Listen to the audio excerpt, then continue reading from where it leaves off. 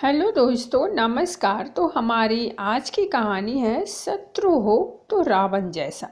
तो चलिए इस कहानी को हम शुरू करते हैं।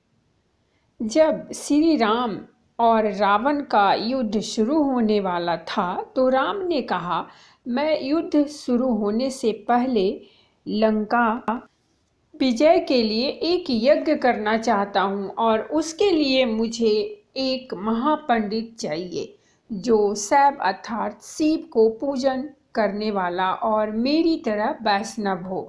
तो जामवंत ने कहा, प्रभु, इस युद्ध भूमि में ऐसा महापंडित मिलना असंभव है, लेकिन मैं एक ऐसे पंडित को जानता हूँ जो शिव भक्त भी है और आपकी तरह वैष्णव भी, लेकिन वो आपका पुरोहित बनेगा। नहीं तो श्री राम ने उस पंडित का नाम पूछा तो जामवंत ने कहा, उसका नाम रावण है। थोड़ी देर चुप रहने के बाद श्री राम ने कहा, आप लंका जाइए और रावण से कहिए क्या वो मेरे पुरोहित बनेंगे।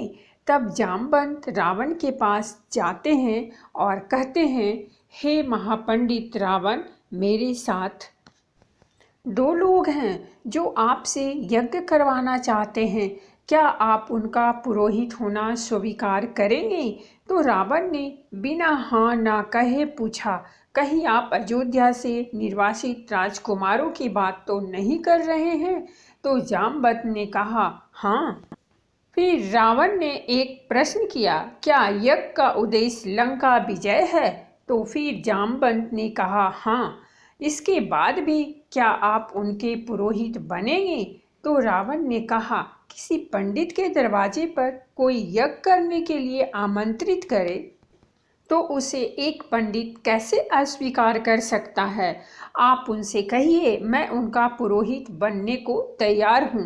तब रावण ने नवोग्रहों को बुलाया और यज्ञ के लिए शुभ मुहूर्त निकालने को कहा और मुहूर्त निकला अगले दिन भोर में 5 बजे का। तब जामवंत ने कहा, लेकिन आप पूजा के लिए सामग्री बता दीजिए। तब रावण ने जवाब दिया, हमारे यजमान तो वनवासी हैं, उनके पास पूजा की कुछ सामग्री कम पड़ जाए तो पुरोहित का कर्तव्य है पूरी सामग्री खुद अपने पास से ले जाए।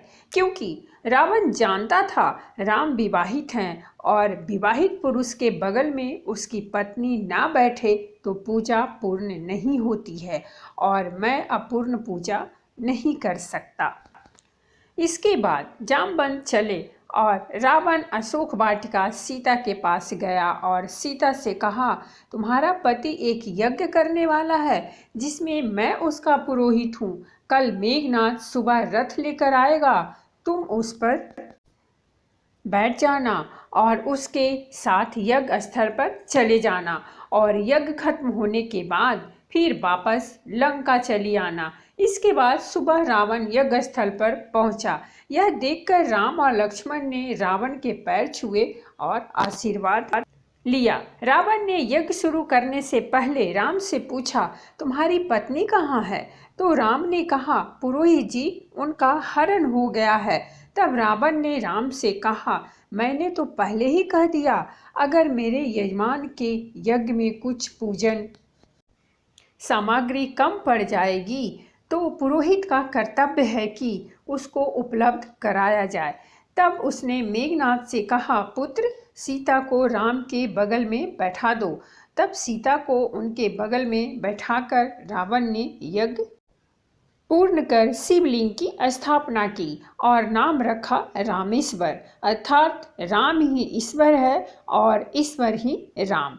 यज्ञ पूर्ण होने के बाद राम ने रावण से कहा, आचार्य, आप अपनी दक्षिणा बताइए। तो रावण ने कहा, यजमान, समय आने पर ले लूँगा। तब राम ने कहा, ठीक है आचार्य, बता तो दीजिए आपको क्या चाहिए। तब पता नहीं उस समय आपको दक्षिणा देने की स्थिति में रहूं या नहीं।